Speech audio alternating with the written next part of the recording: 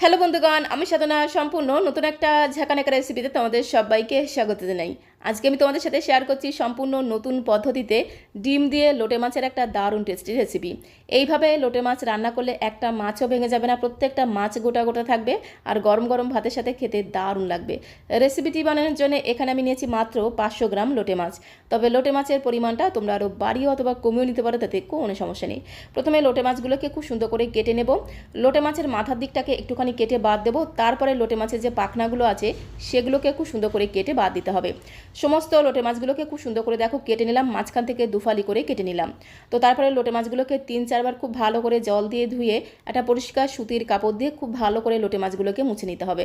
লোটে মাছ যেহেতু প্রচণ্ড নরম মাছ, এইভাবে যদি একটু সুতির কাপড় দিয়ে বা একটু শুকিয়ে রান্না করা হয় তাহলে মাছগুলো ভাজার সময় কিন্তু একটু ভেঙে যাবে না, প্রত্যেকটা মাছ গোটা গোটা থাকবে। খুব সুন্দর করে দেখো সমস্ত লোটে মাছগুলোকে খুব সুন্দর করে মুছে নিয়েছি। লোটে মাছের গায়ে দেখো একটুও কিন্তু জল নেই।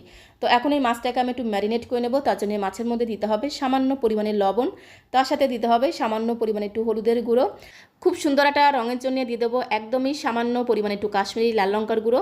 তবে কাশ্মীরি লাল লঙ্কার গুঁড়োর জায়গায় তোমরা কিন্তু ঝাল লঙ্কার গুঁড়োটাও দিতে পারো, তাতে কোনো সমস্যা নেই। এবারে এর মধ্যে দিতে হবে মাত্র 2টো ডিম। আমি 500 গ্রাম লোটে মাছের জন্য মাত্র 2টো ডিম নিয়েছি। আর ডিম দুটোকে আলাদা একটা বাটির মধ্যে ভেঙে তারপরে মাছের মধ্যে দিতে হবে। সাথে দিতে হবে মাত্র 2 চামচ ভর্তি করে বেসন। এবারে সমস্ত কিছুকে একসাথে খুব ভালো করে মেখে নেব। বেসনটা কিন্তু অবশ্যই দিতে হবে, একটু বেসন দিলে কিন্তু মাছগুলো একদম মুচমুচে তৈরি হবে, একটুও কিন্তু নরম থাকবে না। তো তার জন্য বেসনটা কিন্তু অবশ্যই দিতে হবে।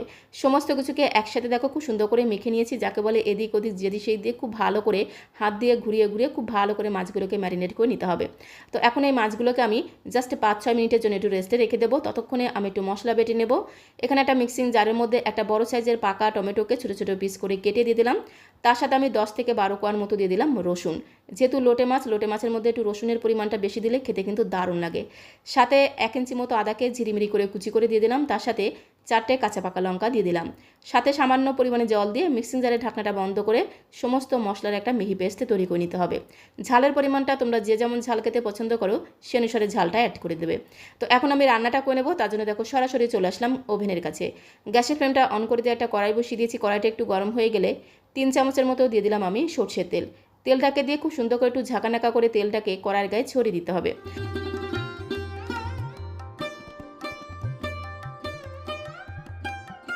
তো তারপরে সর্ষের তেলটা যখন খুব ভালো মতো গরম হয়ে গেছে, একটা একটা করে লোটে মাছ খুব সুন্দর করে গরম তেলের মধ্যে দিতে হবে। একবারে কিন্তু সবগুলো মাছ দিয়ে ভাজবো না, অল্প অল্প করে দিয়ে ভাজতে হবে। আর উপর দিয়ে এইভাবে ডিম আর বেসনের ব্যাটার দিয়ে দেবো, তাহলে লোটে মাছগুলো উপর দিয়ে একদম মুচমুচে কুরকুরে তৈরি হবে, ভেতরে সফট থাকবে, খেতে কিন্তু দারুণ লাগবে। এই সময় কিন্তু গ্যাসের ফ্লেমটা মিডিয়াম টু হাইতে রেখে লোটে মাছগুলোকে ভাজতে হবে। তাহলে একটা মাছও কিন্তু কড়াইতে লেগেও যাবে না, ভেঙেও যাবে না, প্রত্যেকটা মাছ কিন্তু একদম গোটা গোটা থাকবে। যখন লোটে মাছের একটা দিক একটু ভাজা হয়ে যাবে তখন উল্টে দিয়ে বাকি পিঠটাকেও ভেজে নিতে হবে। দেখেই তোমরা বুঝতে পারছো লোটে মাছগুলো কত সুন্দর গোটা গোটা রয়েছে, একটা মাছও কিন্তু ভেঙে যায়নি। তো এইভাবে গ্যাসের ফ্লেমটা মিডিয়াম টু হাইতে রেখে এপিট ওপিট উল্টে পাল্টে মাছগুলোকে খুব সুন্দর করে একদম লাল লাল করে ভেজে নেব। তাহলে লোটে মাছগুলো খেতে কিন্তু দারুণ লাগবে। প্রথম ব্যাচের মাছগুলোকে দেখো খুব সুন্দর করে লাল লাল করে ভেজে নিয়েছি। এখন একটা পাত্রের মধ্যে আমি তুলে নেব।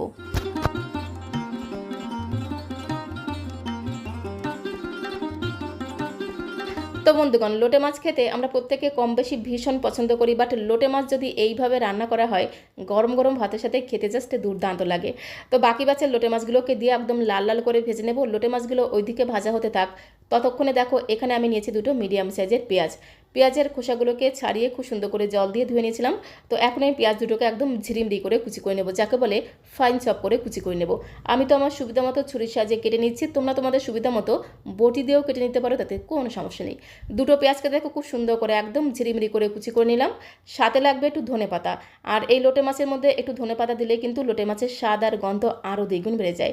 তো বেশ অনেকটা পরিমাণে ধনেপাতাকে আগে থেকে খুব সুন্দর করে জল দিয়ে ধুয়ে নিয়েছিলাম। তো ধনেপাতাগুলোকে একদম কুচি করে নিতে হবে। তো পেঁয়াজ আর ধনেপাতাগুলোকে দেখো খুব সুন্দর করে কুচি করে নিলাম। আর এইদিকে দেখো গ্যাসের ফ্লেমটা মিডিয়াম টু হাইতে রেখে বাকি ব্যাচের লোটে মাছগুলোকে একদম লাল লাল করে ভেজে নিয়েছি। প্রত্যেকটা মাছ দেখো গোটা গোটা রয়েছে, একটা মাছও কিন্তু ভেঙে যায়নি। তো এইভাবে মাছ ভাজলে প্রত্যেকটা মাছ গোটা গোটা থাকবে, একটা মাছও কিন্তু ভেঙে যাবে না, খেতেও কিন্তু দারুণ লাগবে।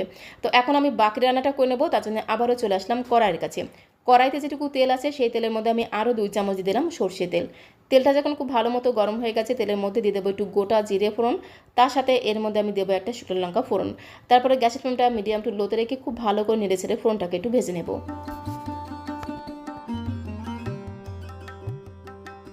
তো গ্যাসের ফ্লেমটা মিডিয়াম টু লোতে রেখে ফোড়নটাকে খুব ভালো করে একটু লাল লাল করে ভেজে নেওয়ার পরে এর মধ্যে দিয়ে দিলাম পেঁয়াজ কুচি। দুটো মিডিয়াম সাইজের পেঁয়াজকে একদম ঝিরিমিরি করে কুচি করে রেখেছিলাম। তো ঝিরিমিরি পেঁয়াজ কুচি দিয়ে প্রথমে খুব ভালো করে একটু নেড়েচেড়ে মিশিয়ে নেব। তারপরে এর মধ্যে স্বাদ মতো লবণটা এই সময় দিয়ে দেবো। একটু লবণ দিয়ে পেঁয়াজটাকে ভাজলে পেঁয়াজটা খুব তাড়াতাড়ি নরম হয়ে যাবে, তাড়াতাড়ি ভাজা হয়ে যাবে। তো তারপরে গ্যাসের ফ্লেমটা মিডিয়াম করে দিয়ে পেঁয়াজটাকে ঠিক এইভাবে একদম লাল লাল করে ভেজে নিতে হবে, যতক্ষণ না পেঁয়াজ থেকে খুব সুন্দর একটা ভাজা গ্রান বেরিয়ে আসে। তো পেঁয়াজটাকে লাল লাল করে ভেজে নেওয়ার পরে এর মধ্যে আমি আগে থেকে মিক্সিং জারে বেটে রাখা মশলার মিশ্রণটা দিয়ে দিলাম। মশলাটাকে দিয়ে গ্যাসের ফ্লেমটা মিডিয়াম টু লো করে দিয়ে বেশ কিছু সময় ধরে খুব ভালো করে নেড়েচেড়ে কষিয়ে নিতে হবে, যতক্ষণ না আদা রসুনের কাঁচা গন্ধটা চলে গিয়ে খুব সুন্দর একটা ভাজা গ্রান বেরিয়ে আসে, ততক্ষণ অবধি মশলাটাকে খুব ভালো করে কষিয়ে নেব। বেশ কিছু সময় ধরে মশলাটাকে দেখো খুব ভালো করে কষিয়ে নিয়েছি। তো এখন আমি এর মধ্যে সামান্য কিছু গুঁড়ো মশলা অ্যাড করে দেবো। তো সবার প্রথমে দিয়ে দিলাম পরিমাণ মতো হলুদের গুঁড়ো, একদমই সামান্য পরিমাণে দিলাম একটু জিরের গুঁড়ো, তার সাথে সামান্য পরিমাণে দিলাম একটু ধনিয়া গুঁড়ো, সাথে খুব সুন্দর একটা রঙের জন্য দিলাম সামান্য পরিমাণে একটু কাশ্মীরি লাল লঙ্কার গুঁড়ো। গুঁড়ো মশলার পরিমাণটা আমি একদমই অল্প করে দিলাম, তবে মশলার পরিমাণটা তোমরা আরও বাড়িয়েও দিতে পারো, তাতে কোনো সমস্যা নেই। তবে রান্নাটা কিন্তু অল্প মশলায় করলে খেতে কিন্তু দারুণ টেস্ট হবে। সমস্ত গুঁড়ো মশলাগুলোকে দিয়ে 10 থেকে 15 সেকেন্ড একটু মশলার সাথে মিশিয়ে নেব। তারপরে মিক্সিং জারটা ধুয়ে সামান্য পরিমাণে জল দিয়ে গ্যাসের ফ্লেমটা মিডিয়াম টু লো করে দিয়ে আরও বেশ কিছু সময় ধরে মশলাটাকে খুব ভালো করে কষিয়ে নিতে হবে।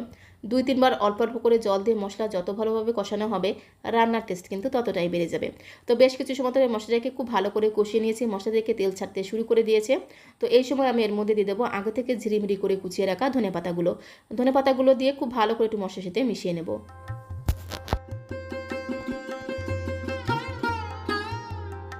তো ধনেপাতা কুচি দিয়ে মিনিটখানেক সময় ধরে খুব ভালো করে মশলার সাথে একটু নেড়েচেড়ে ভেজে নেওয়ার পরে এর মধ্যে আমি পরিমাণ মতো অ্যাড করে দেবো গরম জল।